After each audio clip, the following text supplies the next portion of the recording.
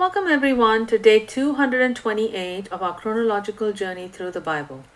Today we'll continue reading in Jeremiah from chapter 32 all the way through 34, where the reality of Babylon's siege is now fully present.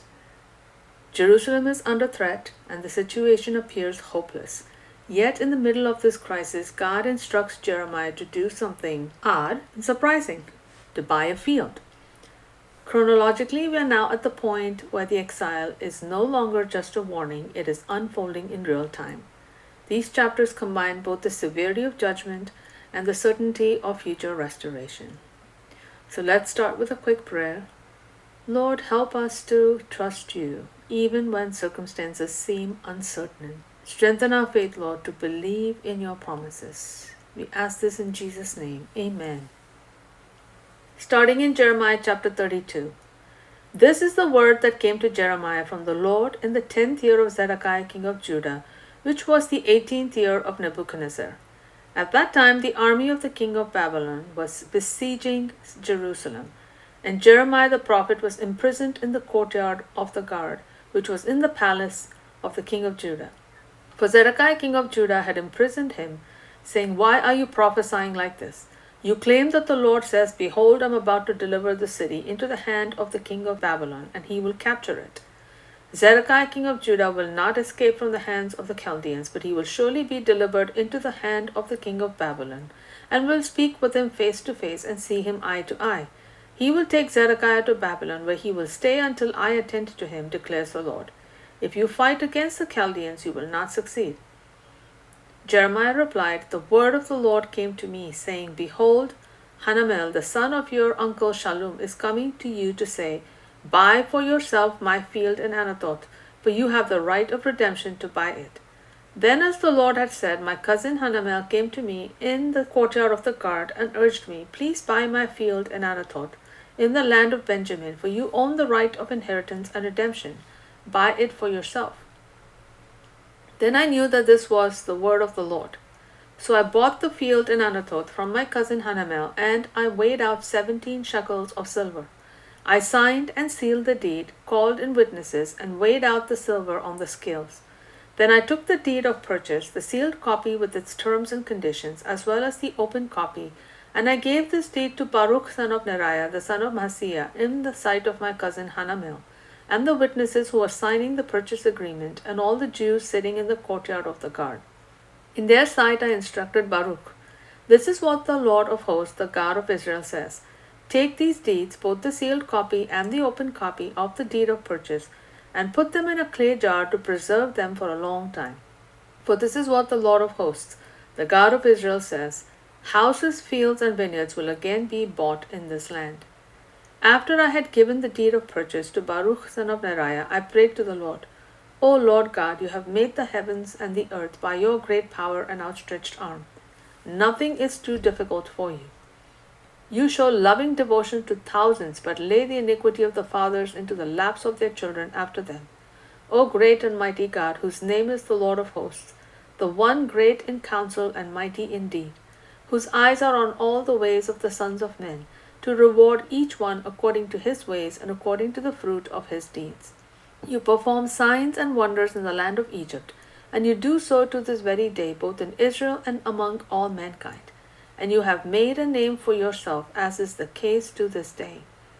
You brought your people Israel out of the land of Egypt with signs and wonders, with a strong hand and an outstretched arm, and with great terror. You gave them this land that you had sworn to give their fathers, a land flowing with milk and honey. They came in and possessed it, but they did not obey your voice or walk in your law. They failed to perform all that you commanded them to do, and so you have brought upon them all this disaster. See how the siege rams are mounted against the city to capture it? And by sword and famine and plague, the city has been given into the hands of the Chaldeans who are fighting against it. What you have spoken has happened, as you now see. Yet you, O Lord, have said to me, Buy for yourself the field with silver, and call in witnesses, even though the city has been delivered into the hands of the Chaldeans. Then the word of the Lord came to Jeremiah, Behold, I am the Lord, the God of all flesh. Is anything too difficult for me? Therefore, this is what the Lord says: Behold, I am about to deliver this city into the hands of the Chaldeans and of Nebuchadnezzar, king of Babylon, who will capture it. And the Chaldeans who are fighting against the city will come in, set it on fire, and burn it, along with the houses of those who provoked me to anger by burning incense to Baal on their rooftops, and by pouring out drink offerings to other gods. For the children of Israel and of Judah have done nothing but evil in my sight from their youth. Indeed, they have done nothing but provoke me to anger by the work of their hands, declares the Lord. For this city has aroused my wrath and fury from the day it was built until now. Therefore I will remove it from my presence, because of all the evil the children of Israel and of Judah have done to provoke me to anger. They, their kings, their officials, their priests and prophets, the men of Judah and the residents of Jerusalem, they have turned their backs to me and not their faces. Though I taught them again and again, they would not listen or respond to discipline. They have placed their abominations in the house that bears my name, and so have defiled it.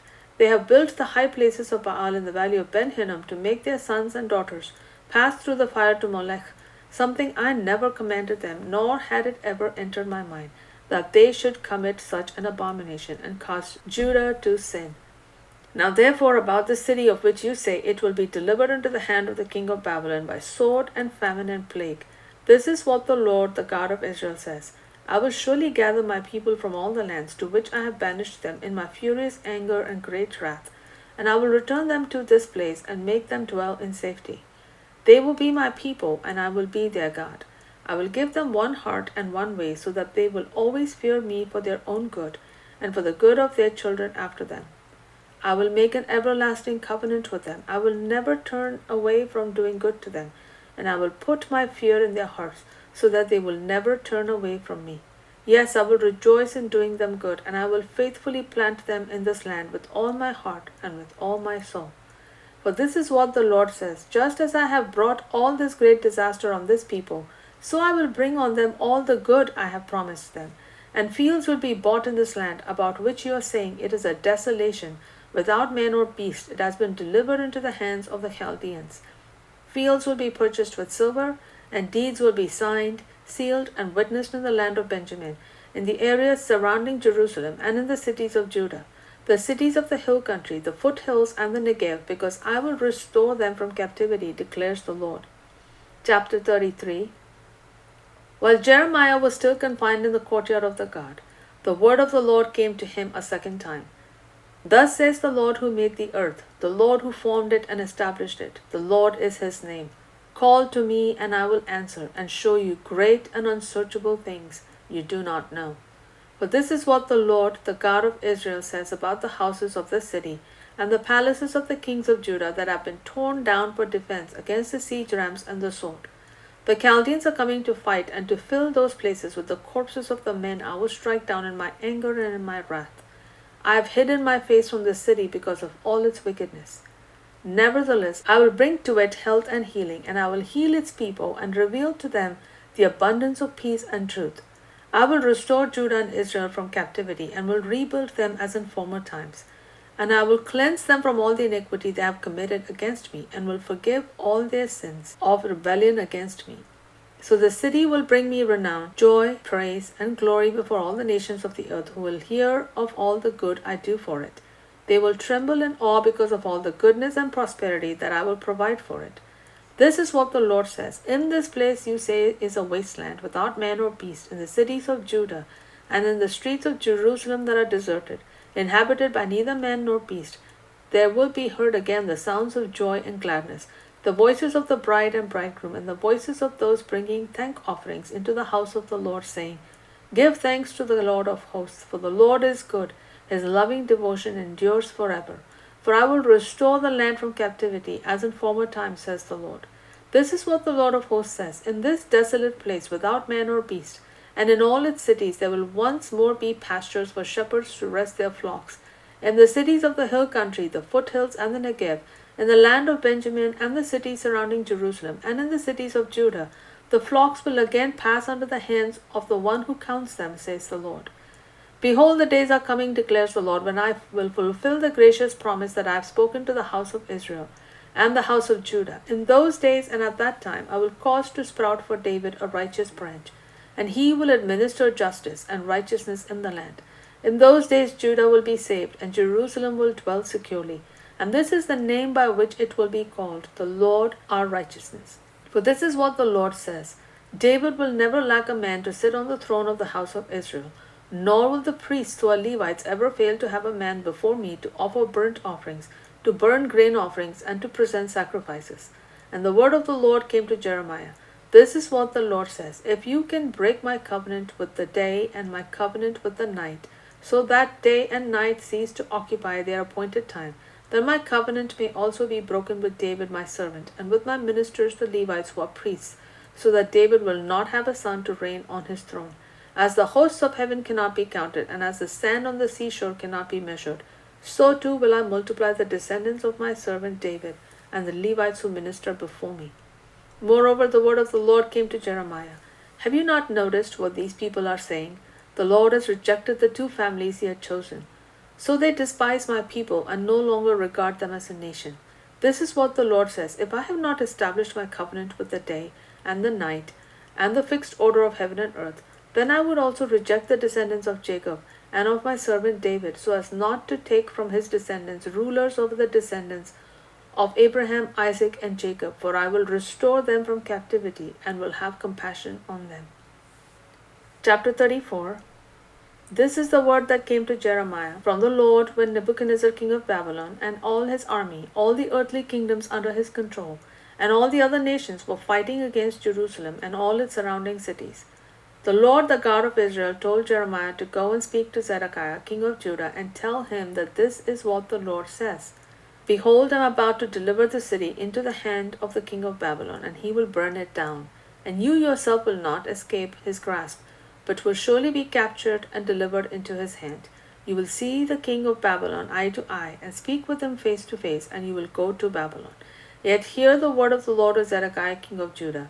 This is what the Lord says concerning you: You will not die by the sword, you will die in peace. As spices were burned for your fathers, the former kings who preceded you, so people will burn spices for you and lament, Alas, O master, for I myself have spoken this word, declares the Lord. In Jerusalem then Jeremiah the prophet relayed all these words to Zedekiah king of Judah, as the army of the king of Babylon was fighting against Jerusalem and the remaining cities of Judah, against Lachish and Azekah, for these were the only fortified cities remaining in Judah. After King Zedekiah had made a covenant with all the people in Jerusalem to proclaim liberty, the word came to Jeremiah from the Lord that each man should free his Hebrew slaves, both male and female, and no one should hold his fellow Jew in bondage. So all the officials and all the people who entered into this covenant agreed that they would free their men servants and maid servants and no longer hold them in bondage. They obeyed and released them, but later they changed their minds and took back the men servants and maid servants they had freed, and they forced them to become slaves again. Then the word of the Lord came to Jeremiah from the Lord, saying, This is what the Lord, the God of Israel, says: I made a covenant with your forefathers when I brought them out of the land of Egypt, out of the house of slavery, saying, Every 7th year each of you must free his Hebrew brother who has sold himself to you. He may serve you 6 years, but then you must let him go free. But your fathers did not listen or incline their ear. Recently you repented and did what pleased me. Each of you proclaimed freedom for his neighbor. You made a covenant before me in the house that bears my name, but now you have changed your minds and profaned my name. Each of you has taken back the men servants and maid servants whom you had set at liberty to go wherever they wanted, and you have again forced them to be your slaves. Therefore, this is what the Lord says: You have not obeyed me.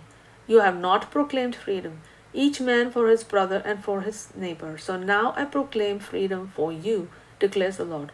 Freedom to fall by sword, by plague, and by famine. I will make you a horror to all the kingdoms of the earth. And those who have transgressed my covenant and have not fulfilled the terms of the covenant they made before me, I will treat like the calf they cut in two in order to pass between its pieces. The officials of Judah and Jerusalem, the court officials, the priests, and all the people of the land who passed between the pieces of the calf, I will deliver into the hands of their enemies who seek their lives. Their corpses will become food for the birds of the air and beasts of the earth. And I will deliver Zedekiah king of Judah and his officials into the hands of their enemies who seek their lives, to the army of the king of Babylon that had withdrawn from you. Behold, I am going to give the command, declares the Lord, and I will bring them back to this city. They will fight against it, capture it, and burn it down, and I will make the cities of Judah a desolation without inhabitant. Jeremiah 32 presents one of the most powerful symbolic acts in Scripture. While the city is under siege, Jeremiah purchases land, a sign that restoration will come even when it seems impossible. This act declares that God's promises extend beyond our present circumstances. What looks like the end is not truly the end. In chapter 33, God affirms his covenant promises. The line of David will continue, the priesthood will remain, and restoration is certain. Chapter 34 returns to the immediate reality. Judgment is coming and the city will fall. We also see the people briefly attempt to obey God by freeing their slaves, but then they reverse their decision, revealing shallow repentance. These chapters remind us, folks, that true faith trusts God even in crisis. Temporary obedience is not the same as a truly repentant heart that brings about lasting change, a transformation. God's promises remain secure even when circumstances collapse. Jeremiah stands as a witness to both judgment and hope, holding both truths at the same time. Think about that, reflect on what we've read today, and with that we close our session for today, and we'll see you again tomorrow for day 229. Shalom.